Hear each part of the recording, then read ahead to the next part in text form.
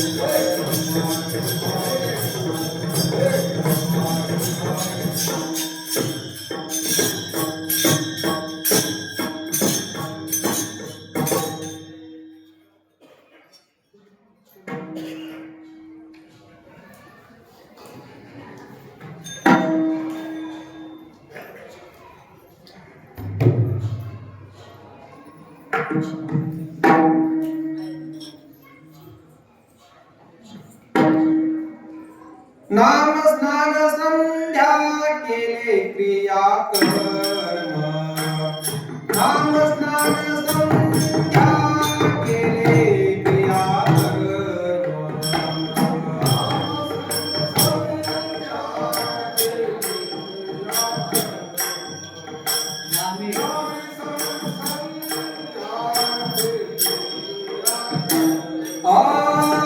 नामे स्नान संध्या केले क्रिया कर्म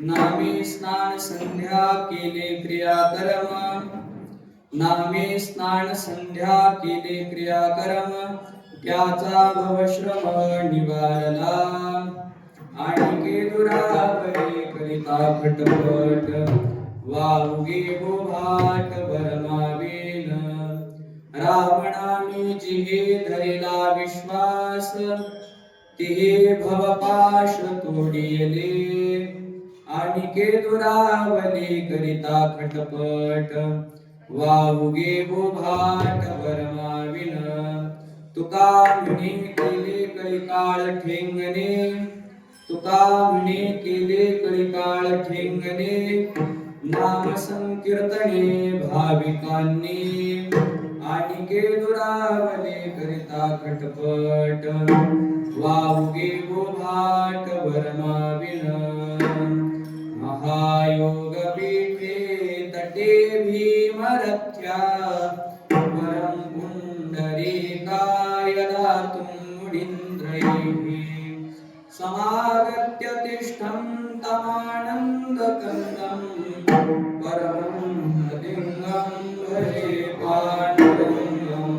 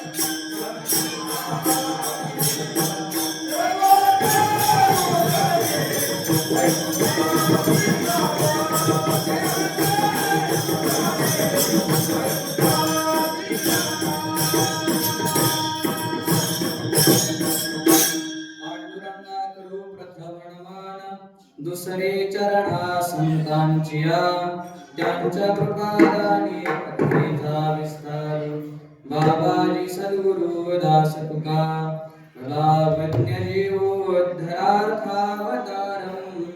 कलंकं कतेजोधिकामोदिवक्त्रं खलानीशवादापणोदाहदक्षं समाधिस्थमूर्तिं भजे ज्ञानेश्वरा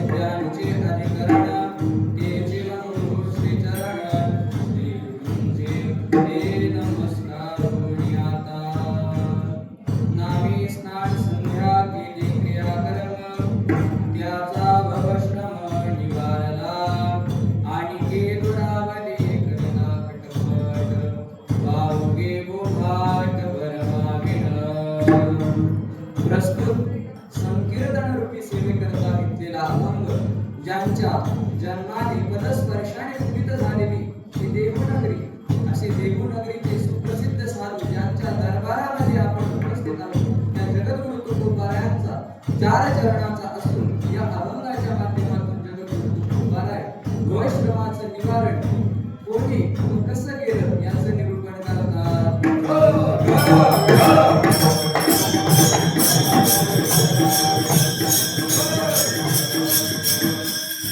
सेवेला सुरुवात करण्यापूर्वी अल्पसा पर्याय द्यायचा तो म्हणजे असा की आपल्या सप्ताहाचं हे दुसरं वर्ष आहे. पिंपरी चिंचवड युवा मंचाच्या वतीने त्या सप्ताहाचं नियोजन करण्यात येतं. तशी नियोजित सेवा ही माझी पहिल्या दिवसाची होती, परंतु शैक्षणिक कारणामुळे मला काही यायला जमलं नाही. परंतु कर्मधर्म संयोगाने ही सेवा भगवान परमात्म्याला जगद्गुरु तुकोबारायांना करून घ्यायची होती, म्हणून आजचा सेवेचा योग जुळून आणलेला आहे. त्यामुळे नवे वंशकृत नवे ज्ञानशील दासनी दुर्बळ वैष्णवांचा या न्यायाने माझ्या ज्ञान भंडारामध्ये इतका काही साठा नाही की तुम्हाला मी उपदेश करावा, परंतु आमचे गुरुबंधू असणारे महेश महाराज शेलार महाराजांच्या आज्ञेने ही सेवा माझ्या वाट्याला आली आणि जसं तुका म्हणजे आले समर्थाच्या म्हणा तरी होय राहणार अंक त्याचा, किंवा तुका म्हणजे तुम्ही उदार कृपाळ शृंगारी देवाळ कौतुके, त्या न्यायाने तुम्ही सर्व श्रेष्ठ माझ्यापेक्षा वयाने आणि ज्ञानाने सर्वजण महान आहे, परंतु माझ्या वाट्याला काहीतरी माझा पूर्व ठेवा पुण्य संचित असेल, त्या योगाने या दरबारामध्ये सेवा करण्याचं भाग्य मला प्राप्त झालं.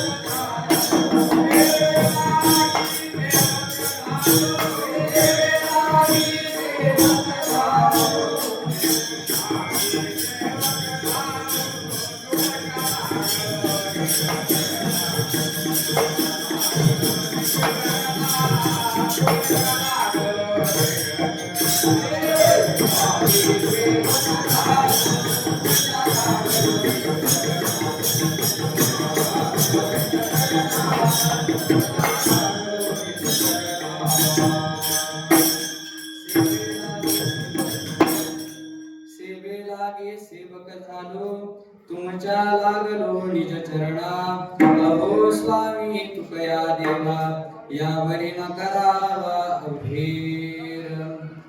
तुम्हा सर्व श्रोतृ देवरूप श्रोत्या माता पित्यांच्या चरणी दंडवत प्रणाम करून सेवेला सुरुवात.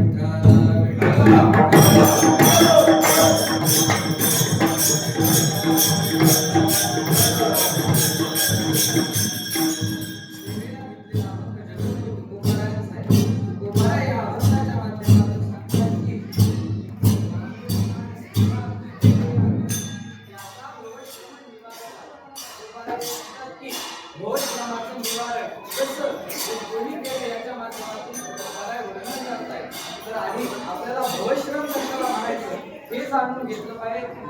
भवश्रम म्हणजे नेमकं तरी काय, तर भवश्रम म्हणजे काय, तर भवनाम संसार म्हणजे भवनाम म्हणजे संसार, आणि श्रम म्हणजे काय, तर कष्ट दुःख श्रम जे आपल्या वाट्याला दुःख येतात त्याला श्रम म्हणतात. भवश्रम म्हणजे काय, तर संसारातील श्रम यालाच भवश्रम म्हटले आहे. आता याचा जर आपल्याला प्रामाणिक विचार करायचा झाला तर आधी संसार कशाला म्हणतात याचा आपण विचार करायला पाहिजे. तर आद्य जगद्गुरु शंकराचार्य सांगतात की संसाराची व्याख्या सांगत असताना आचार्य सांगतात की पुनरपि जननम पुनरपि मरणम पुनरपि जननी जठरे शयनम इह संसारे खलु दुस्तारे कृपया पारे पाहि मुरारे भज गोविंदम गोविंदम भज मूढमते. आचार्य सांगतात की पुन्हा पुन्हा जन्माला येणं आणि पुन्हा पुन्हा मरण पावणं याला आचार्य संसार म्हणतात. म्हणजे जन्माला येणं आणि मरण पावणे याला संसार म्हणतात. किती वेळा परंतु ज्ञानोबाराय ही व्याख्या थोडी परिष्कृत करून सांगतात. ज्ञानोबाराय म्हणतात की अगा उपजने आणि निमणे हे सातची जे का मानणे तो जीव लोक मिमणे संसार. ज्ञानोबाराय म्हणतात की पुन्हा पुन्हा जन्माला येणं आणि पुन्हा पुन्हा मरण पावणे याला ज्ञानोबाराय संसार म्हणतात. परंतु ज्ञानोबाराय याच्याही पुढे जाऊन सांगतात की ज्ञानोबाराय म्हणतात पुन्हा पुन्हा जन्माला येणं आणि पुन्हा पुन्हा मरण याच्या ठिकाणी सत्याचं बुद्धी ठेवणं यालाच ज्ञानोबाराय संसार असं म्हणतात.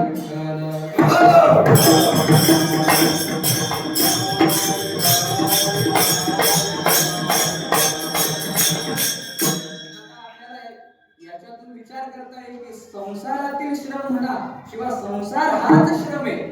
म्हणून तर आचार्य म्हणतात की हे मुरारी कृपया अपारे माम पाहि हे भगवान पंढरीश पांडुरंग परमात्मा माझ्याकडे आपल्या अपार असीम अशा करुणेने माझ्याकडे पहा आणि या संसार श्रमातून माझे रक्षण कर. आता या संसार शब्दाची जर आपण व्याकरण दृष्ट्या व्युत्पत्ती जर पाहिली तर भूभवती धातूपासून हा भवश्रम शब्द तयार होतो. भूभवती म्हणजे काय? भव म्हणजे उत्पन्न होणे किंवा अस्तित्वात येणे, जन्माला येणं. आणि प्रत्येक जीवाच्या ठिकाणी जर आपण पाहिलं तर षडभाव विकार पाहायला मिळतात. अस्ति, जायते, वर्धते, विपरिणमते, अपक्षीयते आणि विनश्यते असे षडभाव विकार प्रत्येक जीवाच्या ठिकाणी आपल्याला पाहायला मिळतात. आता भव म्हणजे काय? अस्तित्वात येणं, जन्माला येणं. आता जीवाचा विचार करत असताना पहा, जीवाची उत्पत्ती जी होत असते ती मातेच्या उदरामध्ये होते. ज्या वेळेस तो जीव मातेच्या उदरामध्ये त्याचं अस्तित्व निर्माण होतं तेव्हापासूनच त्या जीवाला या संसारातील श्रमाला सामोरं जावं लागतं. तर कसं? ज्ञानोबाराय सांगतात की मातेच्या उदरकुवरी पचवणी वृष्टीच्या दाखरी उकडवणी नवमासवरी जन्म जन्मोनी मरते. ज्ञानोबाराय सांगतात की त्या मातेच्या उदररूपी गुहेमध्ये त्या जीवाचं अस्तित्व निर्माण होतं आणि त्याला त्या जठराग्नीमध्ये ताप तो सहन करावा लागतो. आता जठराग्नीचा तापाचा जर विचार केला तर समुद्रामध्ये कोणता अग्नी असतो? सामान्य दृष्टीने तुमच्या ज्ञानानुसार तुम्ही ऐकलेलं आहे की समुद्रामध्ये वडवानळ नावाचा अग्नी असतो. तो काय करतो? जेणेकरून समुद्राच्या पाण्याची मर्यादा ही समान राहील. ज्याप्रमाणे आपण पावसाळ्यात पाहतो की नदी नाल्यांचं पाणी वाढतं, पावसाच्या योगाने पूर येतो. परंतु आपण कधी विचार केला की समुद्राला का पूर येत नाही? समुद्र स्थिर का आहे? तर समुद्राच्या उदरामध्ये वडवानळ नावाचा अग्नी, त्या अग्नीमुळे तो समुद्र स्थिर राहतो आणि ते पाणी भक्षण करण्याचं काम हा अग्नी करत असतो. किंवा भीमाचाही विचार करा, भीमाच्या उदरामध्ये वृकोदर नावाचा अग्नी, म्हणून भीम इतका अन्न खाऊन देखील ते पचवण्याची क्षमता त्या भीमाच्या ठिकाणी, म्हणून भीमाला नाव वृकोदर आहे. आणि आपल्या शरीरामध्ये जठर अग्नी असतो आणि कोणत्याही प्रकारचे पदार्थ पचवण्याचं सामर्थ्य त्या जठराग्नीमध्ये. परंतु त्या बालकाचा जर आपण विचार केला, त्या बालकाचं अस्तित्व त्या गर्भाशयामध्ये निर्माण होतं आणि तो बालक त्या गर्भाशयामध्ये उपडला जातो. ज्ञानोबाराय म्हणतात की मातेच्या उदरकुवरी पचवणी विष्टेच्या दाखरी उकडवणी नवमासवरी, 9 महिने तो जीव त्या गर्भाशयामध्ये उकडत असतो. त्याला ते शीतोष्णादी चटके, उष्णतेचे चटके त्याला सहन करावे लागतात. इतकंच नाही तर नाथ महाराज सांगतात की विष्टाले टूच भुकडे नाकी तोंडी कुठे गेले गर्भवासाचे दुःख गाढे पुन्हा पुढे सांगे. इतकंच नाही तर त्याच्या सर्व बाजूला विष्टेचा लेप किंवा कृमी कीटक हे त्याच्या नाकातोंडात जातात. आणि इतका विचार सांगून नाथ महाराज त्याच्या पुढे सांगतात की जशी जशी त्या गर्भाची वाढ होते तसे तसे त्या गर्भाच्या ठिकाणी आपल्याला श्रम पाहायला मिळतात. ज्याप्रमाणे त्या गर्भाची वाढ होते, महिन्यानुमहिने ती वाढ होत असताना त्या मातेचे काही डोळे पुरवले जातात. मग ते डोळे कसे पुरवले जातात? तर असं सांगत असताना नाथ महाराज सांगतात की कटकमल लवण मिळे गर्भवतीचे पुरते डोळे वचे बिन गर्भांग पोळे तिन्ही डोळे अति दुःखी. नाथ महाराज सांगतात की त्या गर्भवती स्त्रीला कोणते कोणते पदार्थ खाण्याची इच्छा होती? तर नाथ महाराज सांगतात कटू म्हणजे कडू पदार्थ, आम्ल म्हणजे आंबट पदार्थ, लवण म्हणजे खारट पदार्थ आणि तीक्ष्ण असे पदार्थ खाण्याची त्या मातेला इच्छा होती. ज्याप्रमाणे तिचे संस्कार असतील त्यानुसार त्या गर्भाची देखील भूक निर्माण होते आणि तो गर्भ त्याप्रमाणे तशी इच्छा करत असतो. मग इतकंच त्या गर्भाला ते शीतोष्णादी पदार्थ खाल्यामुळे त्या गर्भाशयाच्या बालकाची त्वचा ही अत्यंत नाजूक असते. त्या तीक्ष्ण पदार्थांमुळे त्याची त्वचा ही कोरडी राहते. हे झालं गर्भाशयाचं दुःख. आता जन्माला आल्यानंतर देखील ज्या येते म्हणजे जन्माला येताना देखील त्याला सामान्य कष्ट नाही, जन्माला येताना त्याला किती श्रम आहे. ती मदालसा माता आपल्या पुत्राला उपदेश करत असताना सांगते, पुत्रा तू 9 महिन्याचं कष्ट भोगून 10व्या महिन्यात या ठिकाणी या मृत्यू लोकात तू जन्माला आला.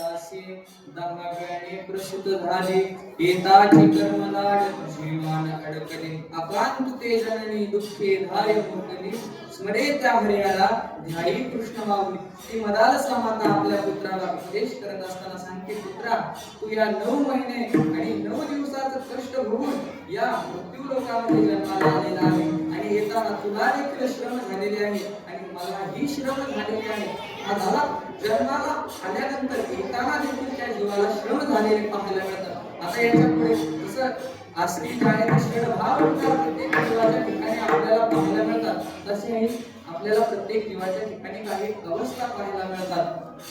जसं की आदंत जन्मात शिशुतोम शास्त्र सांगते की जन्माला आल्यानंतर ते बालक जसं वाटतं म्हणजे त्याला आदंत जन्मात शिशुतोम म्हणजे दात येईपर्यंत. आता हा काळ किती असतो 1.25 ते 1.5 वर्षाचा. या काळात त्या बालकाला दात निघत असतात आणि ते दात निघत असताना देखील त्या बालकाला श्रम होतात, कष्ट होतात.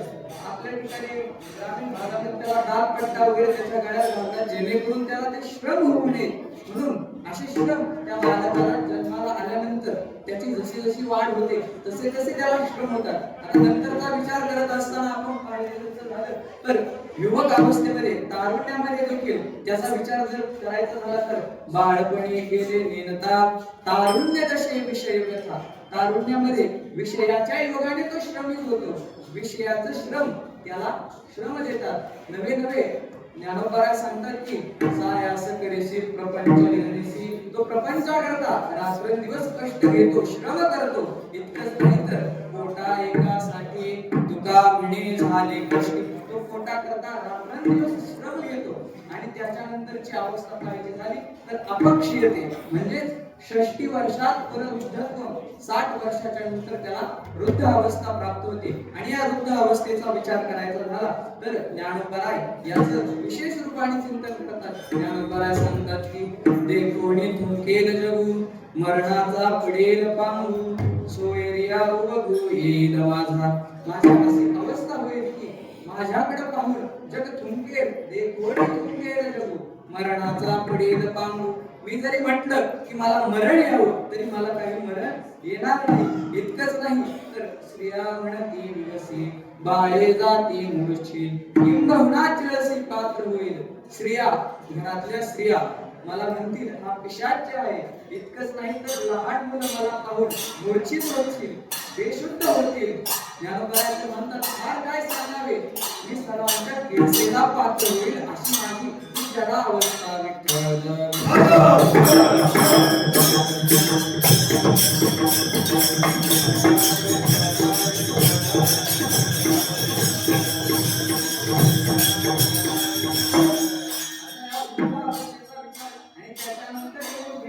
मरण तुकोबाराय म्हणतात की मज चालता प्रयाण काळी वृत्तिके मृत्तिका कवळी असताना दिसती जवळी वृत्तिके मृत्तिका कवळी एकले चिंतिताची.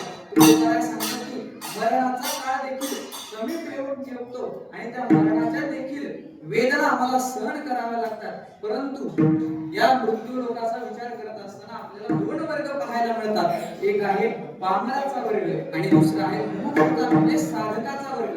आता पामराचा विचार करत असताना पामराला काय वाटतं की त्याला हे दुःख न वाटतं, त्याला सुख वाटतं. तुकाराम म्हणतात की किती वेळा जन्मायावे नित्य भवे घडे म्हणजे त्या भवश्रमात अडकावं म्हणजे पूर्ण म्हणजे भवश्रमात अडकणं. आता तुकाराम सांगतात की या पामराचा विषय कसा आहे तर दया भक्तिया दुःखाची जवान ते विषय करतंचे दरदूर ते भोगण्याचे जळकर काय नाही ते अंतरे नेणती बापडे म्हणून अगत्य सेवणे घडे सांगे प्रिय पंक्तीचे किडे काय चळती गीते. त्या पामराचा विचार सांगत असताना ज्ञानोबा सांगतात की ज्याप्रमाणे एखादी जखम शरीराला व्हावी आणि त्या शरीरामध्ये पूर्ण व्हावा आणि त्या पूर्वामध्ये किडे निर्माण व्हावे, त्या किड्यांना नसतं तो पूर्ण म्हणजे स्वर्ग वाटतो. त्याप्रमाणे पामर लोकांना विषयी लोकांना या जन्ममरणाच्या कष्टाबद्दल अजिबात जाणीव नसते. नवे नवे त्यांना ते श्रवण वाटतात, त्यांना सुख वाटतं आणि त्यामध्येच ते आपला यथार्थ पुरुषार्थ मानतात. विठ्ठल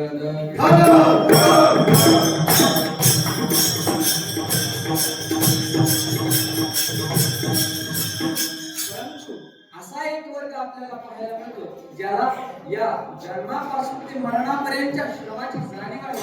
तो वर्ग म्हणजे साधनाचा वर्ग आहे. त्याला या संसाराची वाट सांगावी वाटते, त्याला हा संसार नकोसा वाटतो. तुकाराम म्हणतात की सांगूया संसाराची वाट बघूये भोगविले कष्ट दावी त्याईसे नष्ट कावडी भ्रष्ट झालो देवत्वी. या संसाराच्या योगाने मला भ्रमित करून ठेवलेला आहे. नवे नवे भगवान परमात्म्यापासून मला दुरावलेला आहे. म्हणून त्या साधकाला वाटतं की या संसाराची वाट आता टाकून द्यावी. भगवान परमात्म्याच्या प्राप्ती करता तो साधक प्रयत्न करतो. कारण मला मेरा गणित नाही दातारा केलो आवर्ती भूवरा भूमी सुरा ओळखते. त्याला जाणीव असते की अनेक जन्म फिरून आपल्याला हा मनुष्य देह प्राप्त झालेला आहे. म्हणून असा साधक या भवश्रमाने पीडित झालेला साधक जगद्गुरु तुकोबारायांकडे येतो आणि तुकोबारायांना विचारतो, तुकोबाराय तुम्ही तर अत्यंत प्रसन्न दिसत आहात. या संसारात या मृत्यू लोकांविषयी तुम्हाला काही चिंता वाटत नाही का? मृत्यू या जन्म मरणाविषयी तुम्हाला भय वाटत नाही का? त्यावेळी तुकोबाराय म्हणतात अरे बाबा याचं काय भय बाळगायचं, हा नश्वर आहे, हा मृत्यू लोक नाशवंत आहे, इथं दिसत कसं नाही. त्यावेळेस तो शाळेत विचारतो तुकोबाराय आम्ही देखील स्नान संध्यादी क्रिया करून आमच्या वर्णाश्रम धर्मानुसार आमच्या वाट्याला जीवी आले की आम्ही यथोचित करत आहोत. परंतु आमच्या भवश्रमाचे निवारण होत नाही. या संसारातील श्रम आमची काही कमी होत नाही. आम्हालाही काही उपाय सांगा ज्याच्या योगाने तुमच्या भवश्रमाचे निवारण झालेले आहे. तर तुकोबाराय त्याला सांगतात अरे बाबा तू कसं करतो, तू फक्त नियमित स्नान करतो, संध्या करतो, क्रिया करतो, कर्म करतो, ह्या कृती फक्त तू करतो. परंतु तुला जर वाटत असलं की या भवश्रमाचा या संसारापासून मुक्त व्हावं तर तू कशाचा नामाचा आधार घे आणि नामाच्या योगाने ही स्नान संध्यादी क्रिया कर्म कर. ज्याच्या योगाने तुझ्या भवश्रमाचं निवारण होईल. हेच जगद्गुरु तुकोबाराय सेवेकरता घेतलेल्या अभंगाच्या प्रथम चरणाचं स्नान संध्या केली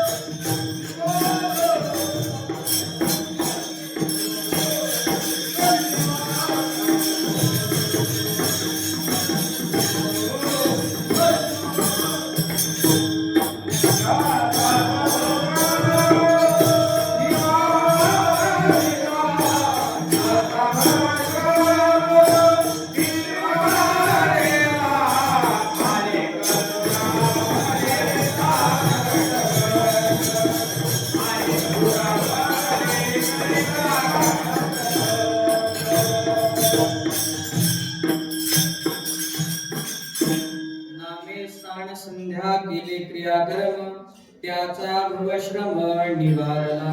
तुकोबाराय सांगतात की नामस्मरणाच्या योगाने ज्याने स्नान संध्यादी क्रियाकर्म केले त्याचा भवश्रम निवारला गेला. आता या चरणाचे आपल्याला दोन अर्थ करता येतील.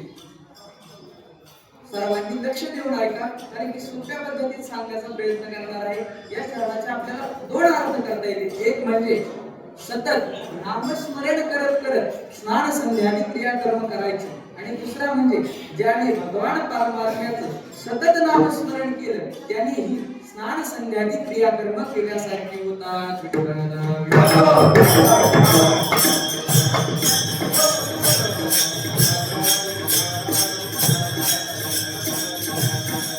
आता एका क्रमाने विचार करू. आता नामस्मरण करत करत स्नान संध्यादी क्रियाकर्म कसं करायचे, तर नामे स्नान केले, नामे संध्या केली, नामे क्रिया केली, नामे कर्म केले, असा विचार आपल्याला क्रमाने पाहायचा आहे. आता नामे स्नान केले, नामस्मरण करत करत कसं स्नान करायचं, तर पूर्वी जे आपले ज्येष्ठ जी वडीलधारी मंडळी आहे ती आपल्याला स्नान करताना सांगायची, काही श्लोक वगैरे म्हणायचे, किंवा मग ज्ञानोबरायांचा हरिपाठ असेल किंवा विष्णू सहस्रनाम आदी जी काव्य आहेत त्यांचं सकाळी अंघोळ करत असताना म्हणायचं. मग शास्त्रामध्ये आपल्याला विचार पाहायला मिळतो, सकाळी अंघोळीला गेल्यानंतर श्लोक म्हणायचा, गंगे च यमुने चैव नर्मदा सिंधू कावेरी जलेस्मिन् सन्निधिं कुरु. गंगा यमुना सरस्वती गोदावरी नर्मदा सिंधू कावेरी अस्मिन् जले सन्निधिं कुरु. मी ज्या पाण्याने अंघोळ करणार आहे त्या पाण्यामध्ये तुम्ही सर्व ही सप्त नद्या अवतीर्ण व्हा, जेणेकरून मला सर्व तीर्थांचं स्नान केल्याचं पुण्य प्राप्त होईल. आता पूर्वीचा जर विचार सांगायचा झाला तर पूर्वीच्या काळात जे स्नानाकरता पात्र असायचे त्याला काय म्हणायचे, जुन्या वडीलधाऱ्यांना माहिती असेल.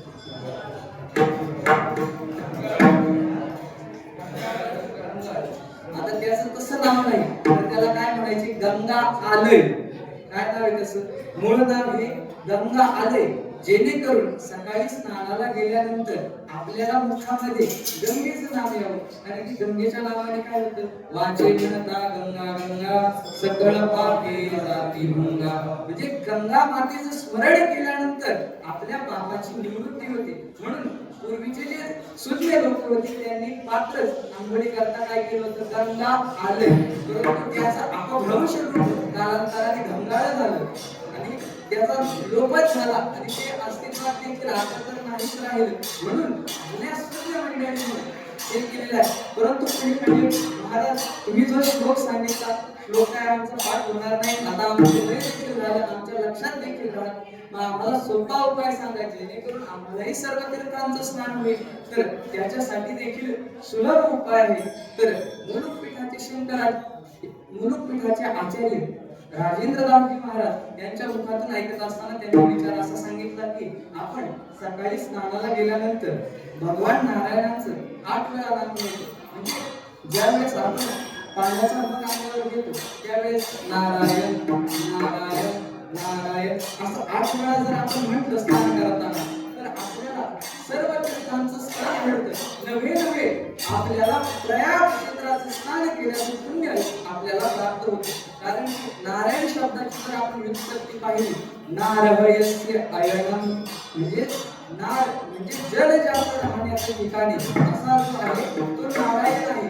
आता भगवान विष्णू परमात्म्याचं राहण्याचं ठिकाण कोणतं, तो समुद्र.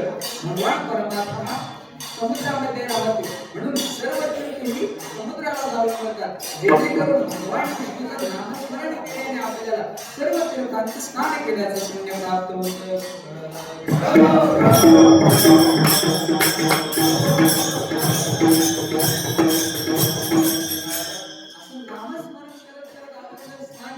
तर त्याच्या योगाने आपल्याला काय प्राप्त होतं, तर आपल्या भवश्रमाचं निवारण होतं.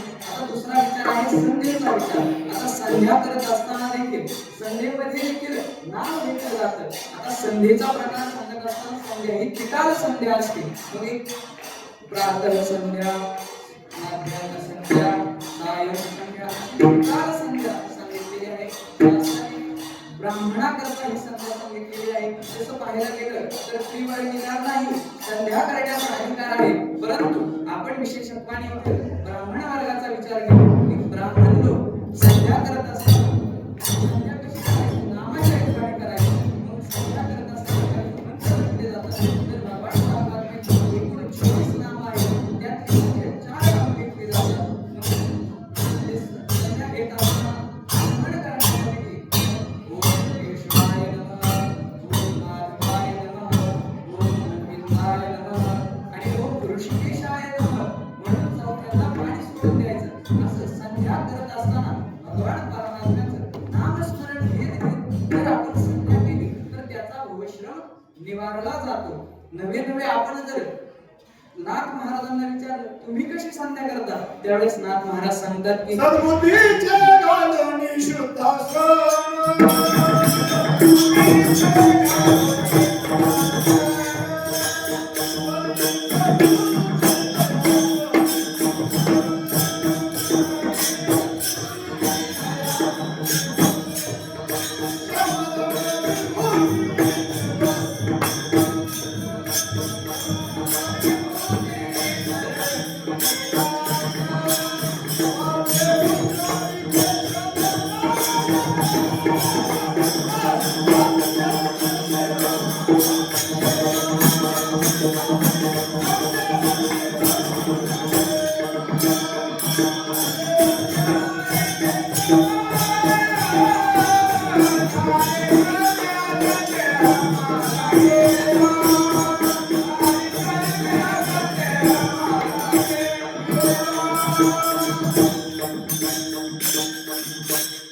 सद्बुद्धीचे घालून शुद्धासन वरी सद्गुरुची दया परिपूर्ण श्रमदम विभूती चरचुनी जाण वाचे उच्चारी केशव नारायण. तर नाथ महाराज आपल्याला सांगतात की संध्या करत असताना कशी करावी, तर सद्बुद्धीचे घालून शुद्धासन विभूती कोणती लावायची, तर श्रमदम विभूती चरचुनी जाण आणि कशी करायची, तर वाचे उच्चारी केशव नारायण. म्हणजे भगवान परमात्म्याचं सतत नामस्मरण करत करत हे संध्या कर्म करायचं.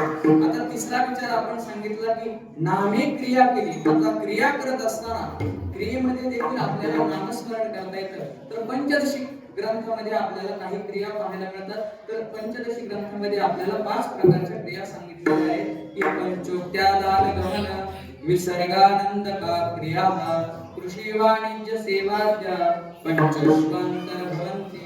पंचदशी मध्ये सांगत असताना असा विचार सांगितलेला आहे की उक्ती पंचोक्त्या, उक्ती म्हणजे बोलण्याची क्रिया, आदान म्हणजे ग्रहण करण्याची क्रिया, गमन म्हणजे जाण्याची क्रिया आणि विसर्ग विसर्गाचा त्याग आणि स्पर्श सुखाचा आनंद आणि पुरुषीचा त्याग अशा 5 प्रकारच्या क्रिया सांगितलेल्या आहेत.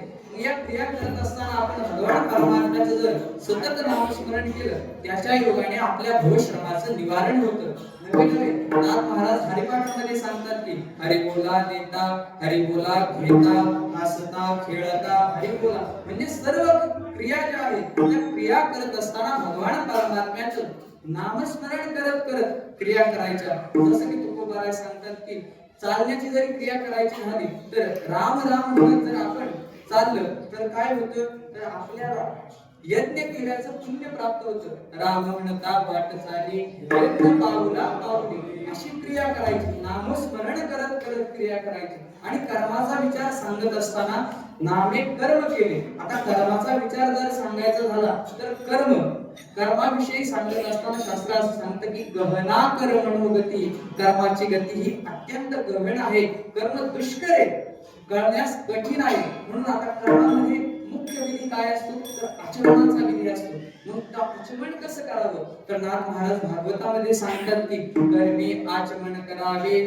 तेथ माश मात्र जळ होवावे न्यूनाधिकत्वा सवे दोष पावे सुरापाना. नाथ महाराज सांगतात की ते आचमन विधी कसा करावा. आता इथं बसलेल्या सर्वांनाच आचमन विधी ज्ञान आहे, कारण की इथं सर्व सांसारिक मंडळीने सर्वांनीच सत्यनारायण केलेलं आहे. आता आम्हाला त्याचं ज्ञान नाही, परंतु आम्ही पाहिलेलं आहे, म्हणजे दृष्टीने पाहिलेलं आहे, परंतु त्याचा अनुभव नाही घेतलेला. म्हणून तुम्हाला सर्वांना ज्ञान आहे तो आचमन विधी. परंतु आचमन करत असताना कितीही पाणी नाही घ्यायचं हातावर तर त्याचे एक परिमाण आहे. नाथ महाराज सांगतात की कर्मी आचमन करावे तेथ माश मात्र निळवावे. माश म्हणजे काय तर एक उडदाचा दाणा भिजेल इतकंच पाणी आपल्या हातावर घ्यायचं. आता त्या लोहार मंडळींनी देखील विचारपूर्वक ती फळी बनवलेली, त्या फळीचा आकार जेणेकरून आपल्या हातावर तितकंच पाणी येईल. कारण की तुम्ही मला काय थोडं पिलं काय जास्त पिलं काय त्याने काय होतंय, पाणी थोडं आपल्याला कमी आहे का, पाण्याची टंचाई आहे का, इतकं जपून वापरलंच पाहिजे पाणी. परंतु तसं नाही, कर्मामध्ये दोष लागतो मनुष्याला. म्हणून कर्म करत असताना त्याचा विचार नाथ महाराज सांगतात की न्यूनाधिकत्वासवे दोष पावे सुरापानासन. तर ते आचमन करत असताना जर हातावर पाणी न्यून म्हणजे कमी झालं आणि अधिक जास्त झालं तर आपल्याला दारू पिल्याचं पुण्य लागतं असं नाथ महाराज सांगितलं. तर दारू पिल्याचं पाप आपल्याला या आचमन विधीतून लागतं. म्हणून तो आचमन विधी करत असताना उडदाचा दाणा भिजेल इतकंच पाणी आपल्याकडे हातावर घ्यायचं जेणेकरून आपल्याला त्याचा दोष लागणार नाही. म्हणून शास्त्र सांगतं न्यूनम संपूर्णतां याति सद्यो वन्दितमच्युत. ओम विष्णवे नमः. ओम विष्णवो नमः. विष्णू स्मरणात सर्वं परिपूर्णमस्तु. म्हणजे कर्म करत असताना कर्माच्या आरंभी भगवान परमात्म्याचं नाम घ्यायचं, कर्माच्या मध्ये भगवान परमात्म्याचं नाम घ्यायचं आणि कर्माच्या शेवटी देखील भगवान परमात्म्याचं नाम घ्यायचं जेणेकरून कर्मातील आपल्याला दोष लागत नाही आणि आपलं पाप हे निवृत्त होतं. म्हणून अशा प्रकारे आपल्याला नामस्मरण करत करत क्रिया करायची. त्याच्या योगाने काय होईल, नामाच्या योगाने जर आपण क्रिया केली तर आपल्या भवश्रमाचे निवारण होईल. विठ्ठल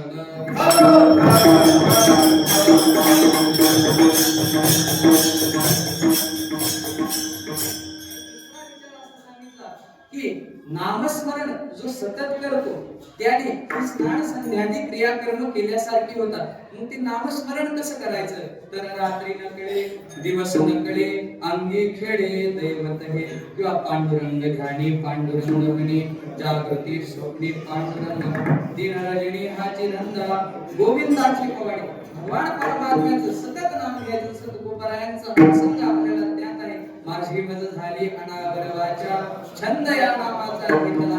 जोपर्यंत आपली वाचा आपल्या अधीन राहत नाही तोपर्यंत नामस्मरण करायचं जेणेकरून त्या वाचेला देखील त्या नामाचे संस्कार होतील. असं नामस्मरण जो करतो त्याने ही स्नान संध्यादी क्रियाकर्म केल्यासारखी होतात. तसं तर याचा तुलनात्मक विचार आपल्याला पाहता येईल. आता स्नानाने काय होतं, स्नानाने काय आपली ही काया शुद्ध होते. शास्त्र सांगतं की अयम मलिनम काया सदा शुद्धे. या आपल्या कायाच्या ठिकाणी 9 द्वार आहेत. त्या 9 द्वारांमधून विविध प्रकारचा मल सर्वत असतो. जसं डोळ्याला चिपडे येणे, नाकातून वगैरे म्हणजे प्रत्येक अवयवातून विविध प्रकारचा मल सर्वत असतो. घाण बाहेर येत असते. म्हणून त्याच्या शुद्धीकरता आपल्याला तीर्थाचं स्नान करण्याचं गरजेचं आहे. म्हणून प्रत्येकाने इंद्रायणीचं स्नान किंवा गंगेचं स्नान एकदा तरी तीर्थाचं स्नान केलं पाहिजे जेणेकरून आपल्या पूर्ण शरीराची शुद्धी होईल. आणि आता मग तुम्ही म्हणाल महाराज नामस्मरणाच्या योगाने आमच्या कायाची शुद्धी होईल का? होईल की आमचं बाह्य शरीर शुद्ध होतं, आमच्या शरीराची शुद्धी होते, पण नामस्मरणाने होईल का? होईल ना. शास्त्र सांगतं अपवित्रं पवित्रो वा सर्वावस्थांगतोऽपि वा यस्मरेत् पुंडरीकाक्ष सवायाभ्यं नरशुचिः. परंतु नामस्मरणाला तर आंघोळही करण्याची गरज नाही. कसं तर अपवित्रं पवित्रो वा कोणत्याही अवस्थेत तुम्ही नामस्मरण करू शकता. नाम पावन पावन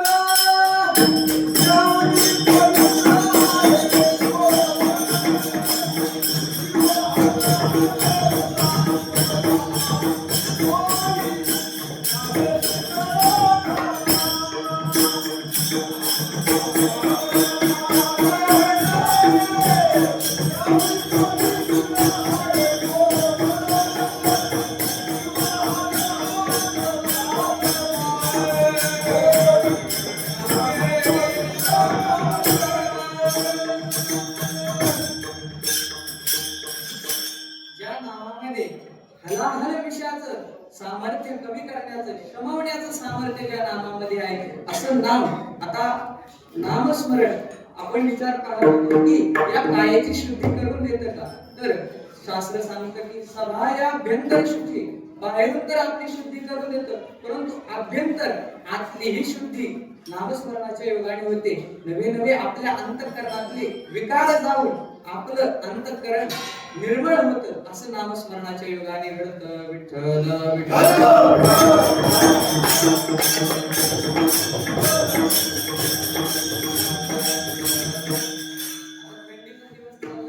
थंडीचे दिवस चालले तर कोणी म्हणेल महाराज तुम्ही आम्हाला तर लय सोपा उपाय सांगितला. आता थंडीच्या दिवसात आंघोळ करण्याची भीती वाटते. फार पाणी पाहिलं, थंड पाणी जर पाहिलं तर फार अंगावर काटा येतो, जेणेकरून उधडीतून उठावंच वाटत नाही. तर कुणी म्हणेल का नामस्मरणाच्या योगाने आम्हाला स्नानाचं पुण्य प्राप्त होतं. परंतु असा विचार नाही. तर लघु सिद्धांतामध्ये असा विचार सांगितलेला आहे की ज्या वेळेस दोन संध्या एकत्र येतात त्यामधली जी फरक म्हणजे जी श्रेष्ठ आहे, ज्याचं महात्म्य त्याच्यापेक्षा अधिक आहे, तिचं ग्रहण करावं. आता इथं नामाचं महात्म्य सांगण्याकरता स्नानाला दोन म्हटलेलं आहे. म्हणून नामस्मरण हे स्नानाचं पुण्य आपल्याला प्राप्त करून देते. आता संध्येचा विचार करत असताना संध्या ही त्रिकाल सांगितलेली आहे शास्त्राने. आता त्रिकाल संध्येचा विचार सांगत असताना शास्त्र सांगतं की ती त्रिकाल संध्या जर ब्राह्मणाने केली तर त्याच्या त्रिकाल पापाची निवृत्ती होते. ज्यासी वर्तता अहोरात्रे संध्या वंदन विधान स्थिती त्रिकाल पापाची निवृत्ती जाण निश्चिती ब्राह्मणा, त्या ब्राह्मणाच्या त्रिकाल पापाची निवृत्ती होते. परंतु नामस्मरण असं साधन आहे की त्या ब्राह्मणाच्या नव्हे सर्व जीवांच्या जडमात्रांच्या जन्मोजन्मीचं पाप नष्ट करण्याचं सामर्थ्य नामामध्ये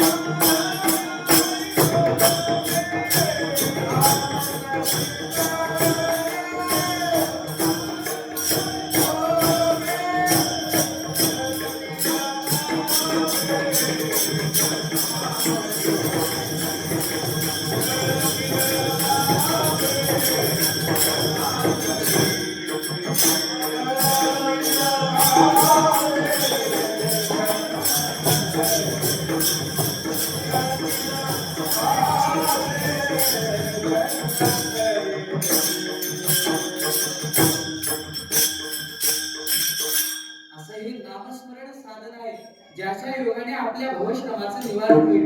कावत तुकोबारा. परंतु या समाजामध्ये पाहत असताना इतरही साधना आहेत. नामसंकीर्तन रूपी साधनाला सोडून इतरही साधना आपल्याला पाहायला मिळतात. परंतु तुकोबारा सांगतात की ज्यांनी या नामस्मरण रूपी साधनांना सोडून इतर साधनांचा आश्रय केला त्यांचं काय झालं हे जगद्गुरु तुकोबारा अभंगाच्या दुसऱ्या चरणात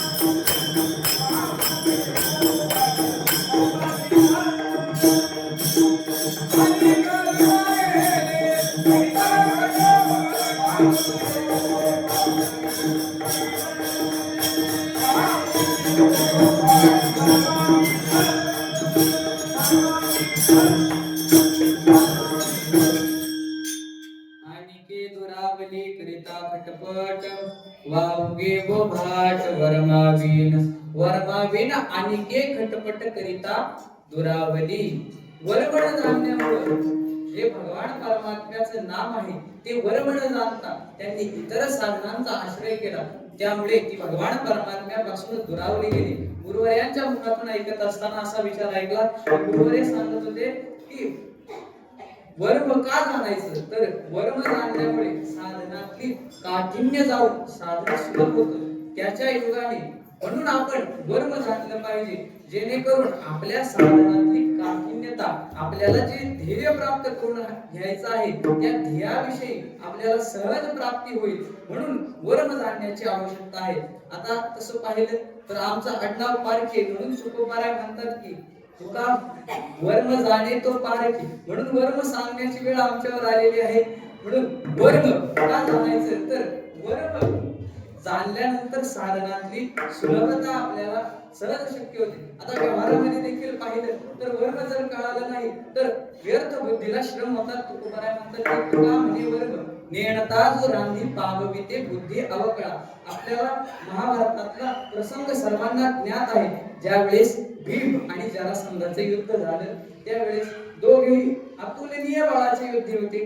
दोघांचाही तुलनेने जर विचार केला तर एक एकाहुनी बळीरे असे दोघेही वीर होते. पण त्यावेळेस परंतु भीमाचं हे धर्माचं बळ होतं आणि जरासंधाचा विचार केला तर जरासंधाच्या ठिकाणी अधर्माचं बळ होतं. म्हणून धर्माच्या समोर अधर्माचं बळ हे कायम कमी असतं. म्हणून भीमाने या जरासंध आता कुस्तीमध्ये काही डाव असतात मल्लयुद्धामध्ये त्यातला मुख्य डाव आहे धोबीपाछाड. भीमाने त्याला धोबीपाछाड टाकला खाली आदळला आणि त्याच्या पायावर पाय दिला आणि त्याचे दोन भाग केले आणि दोन्ही भाग दोन बाजूला टाकून दिले. आणि प्रकार असा घडायचा की ते दोन भाग दोन्ही बाजूला टाकून द्यायचा भीम आणि ते दोन्ही भाग पुन्हा एकत्र यायचे आणि तो जरासंध जिवंत व्हायचा. भीमाला काही कळेना. शेवटी भीम वैतागला. पार भीमाचं जितकं बळ होतं शेवटी थकला आणि भगवान परमात्म्याकडे पाहू लागला. कारण की भीमाला त्याचं वर्म माहित नव्हतं. कारण की त्याच्या जन्मामध्येच त्याचं वर्म होतं. जरा नावाच्या राक्षसिनीपासून त्या जरा नावाच्या राक्षसिनीने त्याचे दोन्ही अवयव एकत्र करून त्याला पुन्हा जिवंत केलं होतं. म्हणून हे वर्म भीमाला माहित नव्हतं. त्याच्या योगाने भीमाला श्रम झाले. तसंही व्यवहारामध्ये देखील आपण पाहिलं तर श्रम होतात. मग भगवान परमात्म्याकडे त्याने पाहिल्यानंतर भगवान परमात्म्याने हळूच एक गवताची काडी उचलली आणि त्याचे दोन भाग केले. परंतु भीम पाहत होता. भीम दरवेळेस दोन भाग करायचा परंतु त्याला काही कळेना. शेवटी भगवान परमात्म्याने फक्त असं दोन्ही बाजूला दोन काड्या टाकल्या. लगेच शहाण्या माणसाचं कसं शहाण्या पुढे एकच वचन किंवा तर म्हणतात भीमाने लगेच ओळखलं वर्म आणि तसंच केलं. भीमाने लगेच त्याचे दोन भाग केले आणि दोन्ही विरुद्ध बाजूला टाकले आणि परिणाम असा झाला की ते दोन्ही शव एकत्र जवळ जवळ आली परंतु पाठीला पाठ टेकल्यामुळे तो जरासंध मरण पावला. अशा प्रकारे वर्म जर कळालं तर आपल्याला साधन सुलभ होतं. विठ्ठल विठ्ठल अशा प्रकारे व्यवहारामध्ये देखील वर्म जर कळालं नाही तर बुद्धीला श्रम होतात. तसंच हे नामस्मरण रूपी वर्म न जाणता इतर साधनांचा कितीही खटाटोप केला तर ते भगवान परमात्म्याच्या दारापर्यंत देखील पोहोचत नाही. निळोबाराय सांगतात की नाना साधनांच्या केल्या खटखटा परित्याग पोहोची आशा दारघंटा जाणो दाता जाणीव झाली आडफाटा योगाभ्यासी सिद्धी रोधिता ती वाटावं. कारण की कलियुगामध्ये जर विचार केला तर या इतर साधनांना क्षयरोग झालेला आहे.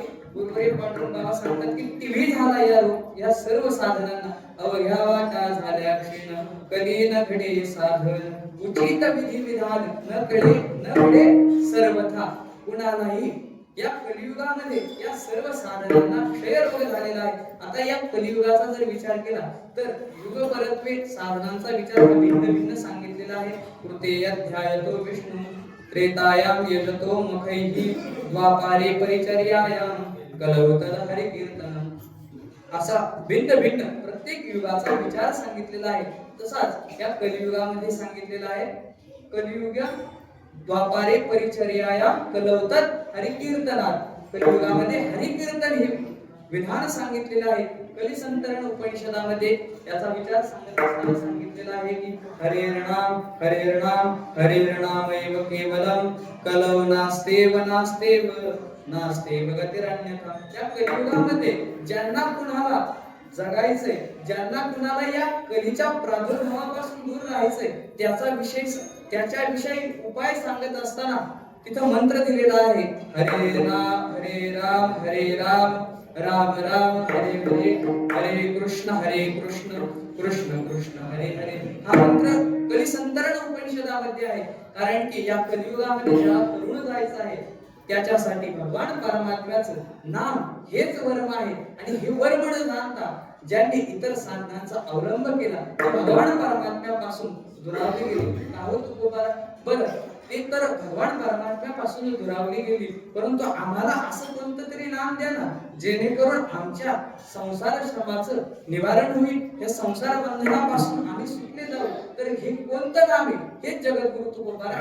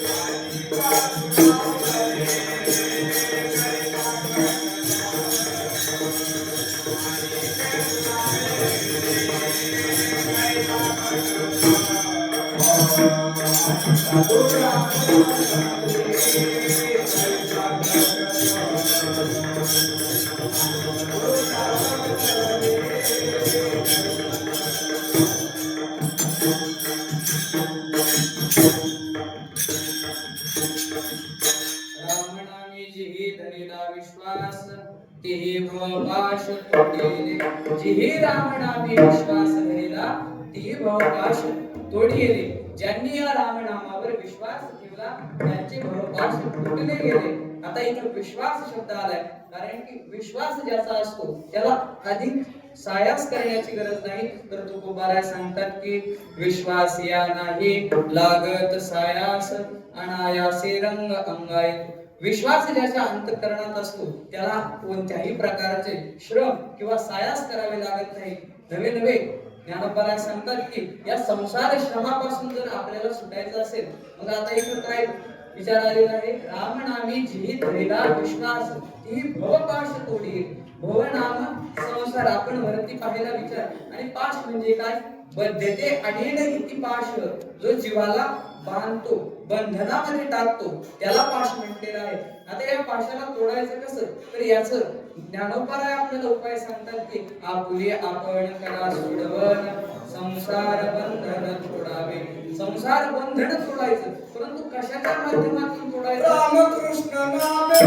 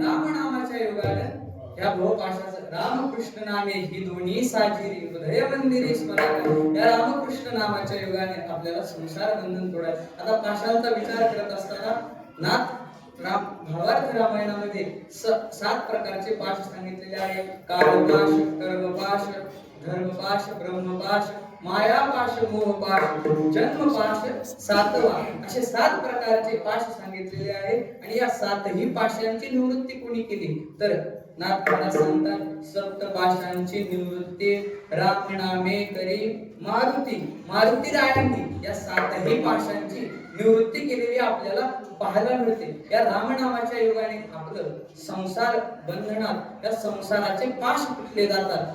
परंतु तुकोबाराय का हो या नामाने इतकंच होतं का तर तुकोबाराय सांगतात की भाविकांनी या नामस्मरणाच्या युगाने या कळी काळाला ठेंगण करून ठेवलेलं आहे. हेच जगद्गुरु तुकोबाराय अभंगाच्या शेवटच्या चरणात सांगतात. तुका म्हणे केले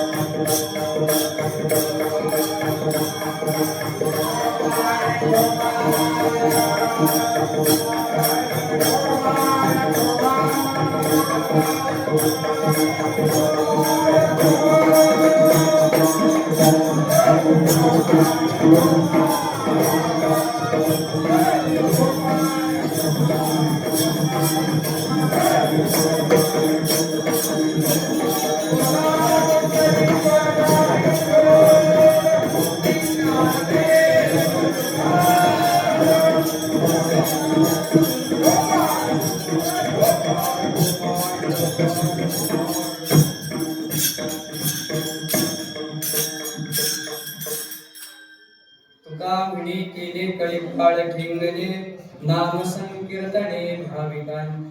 संकीर्तने भाविकांनी कळीपाळ ठेंगणे केले. आता वेळेच्या नुसार आपण थोडक्यात विचार पाहू की नाम संकीर्तनाच्या युगाने तुकोबाराय म्हणतात की भाविकांनी कळीकाळाला ठेंगणं केलेलं आहे. कारण की कळी या कलियुगाचा विचार पाहता निहाळी पाक एवढा पसरला असे चवडा असा हा काळ सर्वांना गिळंकृत करण्यासाठी मुख पसरून आहे. आता आपल्याला उदाहरण जर पाहायचं झालं तर या कलेचाही तुकोबारायांनी प्रभाव नाहीसा केलेला आहे आणि काळाचाही प्रभाव तुकोबारायांनी नाहीसा केलेला आहे. भगवान परमात्म्याने जगद्गुरु तुकोबारायांचा आपल्याला वैकुंठ गमनाचा प्रसंग माहिती आहे. तर निळोबाराय आरतीमध्ये वर्णन करताना सांगतात की प्रयाण काळी देवे विमान पाठविले कलीच्या काळा माझी अद्भुत वर्तले मानव देह घेऊन निज धामा गेले निळा म्हणे सकळ संतात पोषविले. असं तुकोबारायांनी कळी काळाला ठेंगण केलेलं आहे. ज्या वेळेस तुकोबारायांना नेण्याकरता भगवान परमात्मा आलेले आहेत आणि जगद्गुरु तुकोबाराय गरुडावर बसणार त्याच वेळेस तुकोबारायांनी पाहिलं की झाडामागे कोणीतरी पुरुष उभा आहे, काळाकुट्ट पुरुष आहे. त्यावेळेस तुकोबारायांनी पाहिलं जरा कोण दिसतोय तिकडे. त्यावेळेस तुकोबारायांनी पाहिलं की हा तर काळ आहे. त्यावेळेस तुकोबारायांनी त्याला आवाज, हे काळा इकडे. तुकोबारायांनी त्याला जवळ बोलावलं, काळा इकडे बस खाली. जे तुकोबारायांना चढण्याकरता पायरीची आवश्यकता होती म्हणून तुकोबारायांनी काय केलं, त्या काळालाच खाली बसवलं आणि सांगितलं थांब इथं मला विमानात बसू दे. मग त्यावेळेस जगद्गुरु तुकोबारायांनी आपले दोन्ही चरण त्या काळाच्या माथ्यावर ठेवले आणि जगद्गुरु तुकोबाराय विमानात बसले. जगा काळ खाय मानवी माथा दिले पाय. अशा प्रकारे जगद्गुरु तुकोबारायांचंच आपल्याला प्रत्यक्ष उदाहरण पाहता येईल की नाम संकीर्तने भाविकांनी कळीकाळ ठेंगणे केले, कळीकाळाला लहान केलं. नवे त्या कलीला देखील या कलियुगाला देखील ठेंगण करून ठेवलेलं आहे. कारण की या कलीचा नियम काय, तर इथं जो जन्माला आलेला आहे त्या प्रत्येकाला मरण हे निश्चित आहे. परंतु तुकोबारायांनी या कलीच्या नियमाच्या विरुद्ध जाऊन तुकोबाराय सदैव वैकुंठाला गेलेला आहे. हे तुकोबारायांचं वैभव आहे. तुकोबारायांचं आश्चर्य आहे सर्व संतांमध्ये की तुकोबारायांची आगळीकता आहे. असे या प्रकारे जगद्गुरु तुकोबारायांनी कळीकाळाला ठेंगण केलेलं आहे.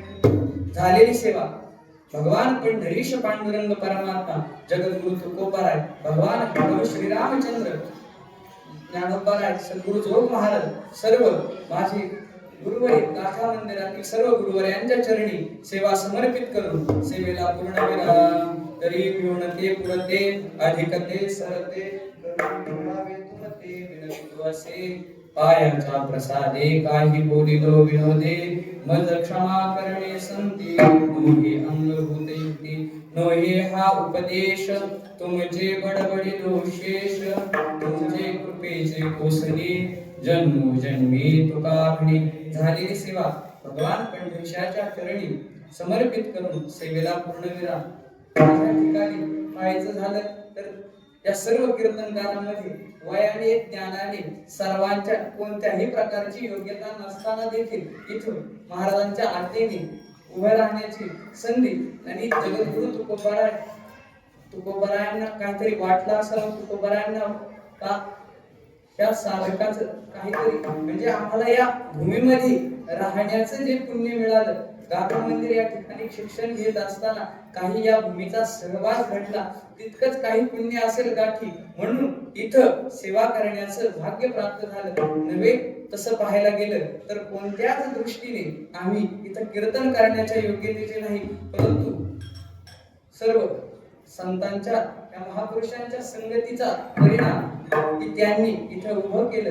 तुका म्हणे तुम्ही उदार कृपाळ शृंगारिले बाळ कौतुके म्हणून झालेली सेवा तुम्हा सर्व श्रोतृरूप माता पित्यांच्या चरणी समर्पित करून सेवेला पूर्ण विरा. तरी जे काही योग्य असेल यथायोग्य असेल ते सर्व गुरुवर्यांचे सर्वांनी जे चांगलं असेल ते घेण्याचा प्रयत्न करावा आणि माझे दोष माझ्या पत्रात पुन्हा द्यावे हीच सर्वांच्या चरणी प्रार्थना. ज्ञानेश्वर माऊली